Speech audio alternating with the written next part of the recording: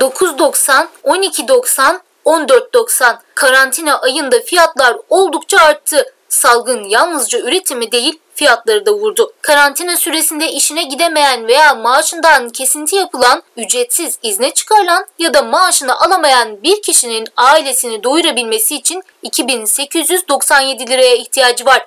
Buna göre yoksulluk sınırı ise 10.023 lira. Rakamlarsa Birleşik Kamu İş Konfederasyonu'nda. Konfederasyonun araştırma sonuçlarını paylaşırken yeterli gelire sahip olmayan 5.000 lira altında maaş alan vatandaşlara hükümetin krediyle borçlandırma çağrısına işaret etti. Gelir desteği vermeden borçlan, evde kal politikasına dikkat çekti. Ardından halkın gerçek enflasyona değindi. Gıda yoksulluğu sınırına göre en pahalı ürün et ve süt ürünleri. Ancak aylık en büyük fiyat artışının %50 ile patateste yaşandığı görülüyor. Onu meyve ve kuru soğan izliyor. Tablolarda gıdada ve diğer harcamalarda yaşanan artışlar Türkiye İstatistik Kurumu tarafından geçtiğimiz gün Mart ayı için %0,57 olarak açıklanan enflasyonun güvenilirliğini sorgulatıyor.